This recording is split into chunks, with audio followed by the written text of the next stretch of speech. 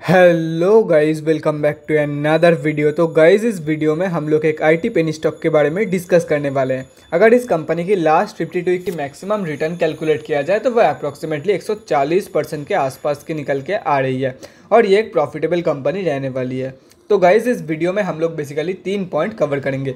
So the first point is fundamental analysis. यहाँ पे हम लोग देखेंगे कि कंपनी कौन सी है एंड कंपनी फंडामेंटली कैसी है for short term trade and long term investment purpose. Second point is volume analysis. Volume को एनालाइज करके हम लोग फ्यूचर ट्रेंड के बारे में अंदाज़ा लगाने की कोशिश करेंगे। And the third point is technical analysis. यहाँ पे हम लोग डिस्कस करेंगे डिफरेंट टेक्निकल्स के बारे में, मतलब कहाँ पे आप लोग बाय करके चल सकते हो एंड क्या आप लोगों की टारगेट रहने वाली है फॉर स्विंग ट्रेडिंग पर्पस। तो गाइस, बिना टाइम वेस्ट किए पहली पॉइंट की तरफ बढ़ते हैं और देखते हैं कि कंपनी कौन सी है एंड कंपनी फंडामेंटली कैसी है। तो गाइज, यहाँ पे आप लोग कंपनी का नेम देख सकते हो, वर्मा इंडस्ट्रीज लिमिटेड। ये company basically IT services provide कराती है। अगर कंपनी के बारे में आप लोगों को कोई भी चीज़ डिटेल में जानना है तो कंपनी के वेबसाइट में जाके आप लोग डेफिनेटली चेक कर सकते हो। कंपनी सिर्फ और सिर्फ बीएससी में लिस्टेड है। 50.4 करोड़ के आसपास की कंपनी की मार्केट कैप है। 71 की पी है, 14% है आरओसीई एंड 10.3% है return on equity. Last 6 months की रिटर्न 5% के आसपास है एंड लास्ट 3 साल की जो सेल्स ग्रोथ है वो नेगेटिव है, almost negative by 37%। Book value से काफ़ी हाई में ट्रेड कर रही है और यहाँ पे अगर 1 साल की अप्रॉक्सीमेट मैक्सिमम रिटर्न कैलकुलेट किया जाए तो वो 142% के आसपास के निकल के आ रही है। डिविडेंड कंपनी देती नहीं है, फेस वैल्यू 2 की है एंड प्रोमोटर्स की होल्डिंग 30% के आसपास प्लेज हो रखा है। अगर प्रोज एंड कॉन्स के बारे में डिस्कस करें तो गाइस, यहाँ पे आप लोग देख सकते हो प्रोज में एक भी पॉइंट नहीं है, सब कुछ कॉन्स में ही है रिगार्डिंग दिस कंपनी। तो कंपनी प्रॉफिटेबल है लेकिन डिविडेंड पे नहीं करती है। Company has low interest coverage ratio. Last 3 साल की रिटर्न ऑन इक्विटी 1.63% है, जो कि 3 साल के कंपेरिजन में तो क्या 1 साल के कंपेरिजन में भी काफ़ी कम है। Contingent liabilities of 15.88 crore. Promoters की होल्डिंग 30% प्लेज हो रखा है। Company has high debtor days and company's cost of borrowing seems high. अगर क्वार्टरली रिजल्ट के बारे में डिस्कस करें तो गाइस, यहाँ पे आप लोग देख सकते हो सितंबर की क्वार्टर की कंपैरिजन में दिसंबर की क्वार्टर में एक हल्का सा जंप देखने को मिला है in terms of sales number. और यहाँ पे अगर देखा जाए तो कंपनी की प्रॉफिट में भी जंप देखने को मिला है। 13 लाख के आसपास की प्रॉफिट दिया है कंपनी ने इन दिसंबर की क्वार्टर। और अगर करंट टीटीएम में देखा जाए तो गाइस, यहाँ पे आप लोग साफ देख सकते हो कंपनी की जो सेल्स है वो ऑलमोस्ट खत्म हो चुकी है। धीरे धीरे जो कंपनी की सेल्स की ग्राफ है वो टोटली डिसेंडिंग रहने वाला है, जैसे कि यहाँ पे आप लोग साफ देख सकते हो। करंट जीटीएम में कंपनी 71 लाख रुपीज़ के आसपास की प्रॉफिट दे रही है। तो बाय द एंड ऑफ 2022 के फाइनेंशियल ईयर आप लोग 1 करोड़ के आसपास की क्लोजिंग प्रॉफिट एक्सपेक्ट कर सकते हो, वो भी ज़्यादा हो जाएगा। 80 से 90 लाख के आसपास की क्लोजिंग प्रॉफिट एक्सपेक्ट कर सकते हो फ्रॉम दिस कंपनी। उसके साथ साथ अगर बैलेंस शीट के बारे में डिस्कस करें तो बैलेंस शीट में एक मेजर इंप्रूवमेंट होते हुए नजर आ जाएगा आप लोगों को, जैसे कि यहाँ पे आप लोग देख सकते हो।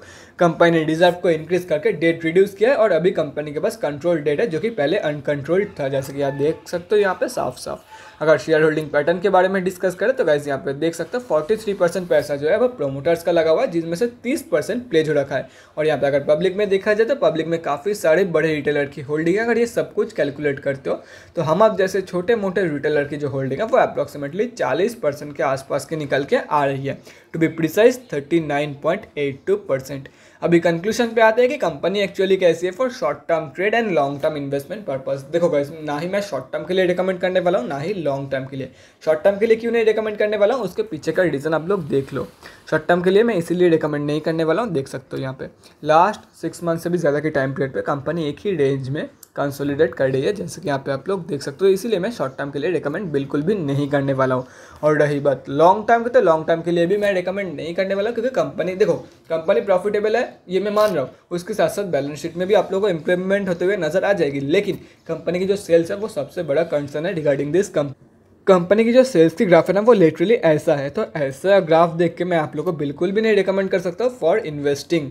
और अगर कंपनी के ऊपर भरोसा है कि कंपनी की सेल्स जो है वो फिर से रिकवर हो सकती है, then you can definitely go for long term purpose. Otherwise current fundamentals के हिसाब से मैं आप लोगों को बिल्कुल भी नहीं रिकमेंड करने वाला हूँ for long term investment purpose. तो गाइज, ये तो हो गया हमारा फर्स्ट पॉइंट। अभी हम लोग बढ़ते हैं हमारे सेकंड पॉइंट की तरफ और देखते हैं कि फ्राइडे के दिन इस कंपनी में क्या हुआ था। तो गाइज, यहाँ पे हम लोग आ चुके हैं बीएससी के वेबसाइट पे और ये कंपनी जो है वो बीएससी के ग्रुप एक्स में लिस्टेड है, जैसे कि यहाँ पे आप लोग देख सकते हो।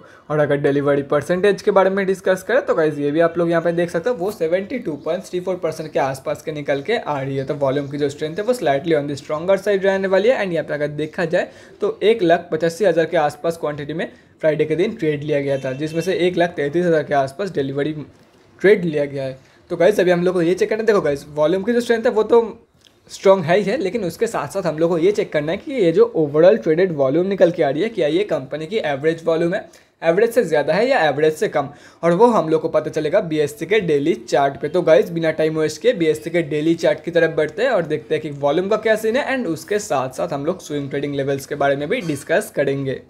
तो गाइज़ यहाँ पे हम लोग आ चुके हैं बीएससी के डेली चार्ट पे। अगर यहाँ पे देखा जाए तो फ्राइडे के दिन बहुत ही एक ह्यूज जंप देखने को मिला है इस कंपनी में, 8.75% ये कंपनी अप थी फ्राइडे के दिन। लेकिन अगर उसके कंपैरिजन में वॉल्यूम के बारे में डिस्कस करें तो वॉल्यूम अंदर से टोटली खोखला है, जैसे कि यहाँ पे आप लोग देख सकते हो। हाँ, वॉल्यूम की जो स्ट्रेंथ है, जितना वॉल्यूम आई है उसका जो स्ट्रेंथ है वो स्ट्रॉन्ग है, लेकिन अगर इस कैंडल के हिसाब से देखा जाए ना तो वॉल्यूम जो है वो खोखला है। इस कैंडल के हिसाब से एटलीस्ट इतना बाइंग वॉल्यूम तो आना चाहिए था, मतलब एटलीस्ट एवरेज से डबल वॉल्यूम तो आना चाहिए था, या तो फिर एवरेज से ज़्यादा वॉल्यूम तो आना चाहिए था, लेकिन उसके हिसाब से एवरेज से कम वॉल्यूम निकल के आई है, मतलब इसकी कोई स्ट्रेंथ नहीं है। ये एक फेक कैंडल है, कभी भी ये फिर से रेजिस्टेंस फेस करके या से रिएक्शन फेस करके इसी लेवल से फिर से नीचे गिर सकती है, जैसे कि यहाँ पे आप लोग देख सकते हो। क्योंकि देखो ये छोटा वाला कैंडल, ये दो छोटा वाला डोजी टाइप का कैंडल में इतना ज़बरदस्त बाइंग वॉल्यूम आई थी, लेकिन उसके कंपेरिजन में ये दोनों का अगर बॉडी मिला दो तो इससे कम होगा, लेकिन उसके बावजूद इसका जो वॉल्यूम है ये बड़ा वाला कैंडल का, ये दोनों कैंडल से कम है। कहीं से भी इतना बड़ा कैंडल के लिए इतना कम वॉल्यूम जस्टिफाई नहीं होता है, तो इसीलिए मुझे लगता है कि कंपनी यहाँ से फिर से रिजेक्शन फेस करने वाली है फ्रॉम द लेवल्स ऑफ 9.88। तो गाइस आप लोगों को क्या करना चाहिए, देखो गाइस आप लोगों को अभी तो ट्रेड नहीं लेना चाहिए, wait for the closing over the resistance of 9.88। अगर इसके ऊपर क्लोजिंग कर देते तो आप लोग बाई करके चल सकते हो for the target of 11.29, 12.81, 14.08 and so on. और देखो गाइस अगर आप लोग 1 डे के टाइम फ्रेम पे बाई करोगे ना तो आप लोगों को अपॉर्चुनिटी नहीं मिलेगा एंट्री करने के। मैं आप लोगों को यही रेकमेंड करूंगा, या तो फिर 3 आवर्स के कैंडल पे एंटर करो या तो फिर 4 आवर्स के कैंडल पे, लेकिन प्रॉपर्ली क्लोजिंग होने तो 9.88। मिनट्स के कैंडल पे मत जाना, हो सकता है आप लोग ट्रैप हो जाओ। एटलीस्ट 3 आवर्स और 4 आवर्स, और अगर एग्रेसिव एंट्री करना है तो 1 आवर से नीचे नहीं जाने का। और ये मैं इसीलिए बोल रहा हूँ क्योंकि यहाँ पे आप लोग साफ देख सकते हो कंपनी ने यहाँ से बाउंस बैक दिया, ठीक है। मैं जूम कर देता हूँ तो देखो गाइस कंपनी ने यहाँ से बाउंस बैक दिया, ये रहा decisive candle. Decisive candle close कहाँ पे हुआ, टारगेट के आसपास, तो यहाँ पे तो आप लोग एंट्री नहीं करोगे ना ऑब्वियसली, इसलिए मैं बोल रहा हूँ 4 आवर्स की या तो फिर 3 आवर्स के टाइम फ्रेम पे एंट्री कर सकते हो। अगर एग्रेसिव एंट्री करना चाहते हो तो 1 आवर के टाइम फ्रेम में भी एंट्री कर सकते हो आप लोग, लेकिन उस कैंडल का, जिस कैंडल पे आप लोग एंट्री बना रहे हो, जिस कैंडल पे आप लोग एंट्री कर रहे हो, उसको प्रॉपर्ली क्लोजिंग होने दो ओवर 9.88। और अगर यहाँ से रिजेक्शन फेस करके नीचे गिर जाती है तो wait for the bounce back from the support of 8.44। जब यहाँ से सपोर्ट लेकर बाउंस बैक करेगी तो आप लोग बाई करके चल सकते हो for the target of 9.88 and 11.29। तो गाइज मैं सभी के सभी लेवल्स आप लोग को दिखाया था, अगर स्क्रीनशॉट लेना चाहते हो तो ले सकते हो, कहीं पे नोट डाउन करना चाहते हो तो वो भी कर सकते हो। तो guys that's it for this video, अगले वीडियो में मिलते हैं गाइज। Thanks for watching. और गाइज अगर आप लोग के मन में कोई भी डाउट या क्वेरी रहती है स्टॉक मार्केट या किसी भी स्टॉक से रिलेटेड तो कमेंट सेक्शन में कमेंट करके मुझसे पूछ सकते हो, या तो फिर मेरे इंस्टाग्राम का लिंक आप लोग को डिस्क्रिप्शन बॉक्स में मिल जाएगा, जाकर आप बड़े मुझे DM कर सकते हो for an 1-on-1 conversation. Thanks again for watching guys, bye guys, and definitely guys stay safe.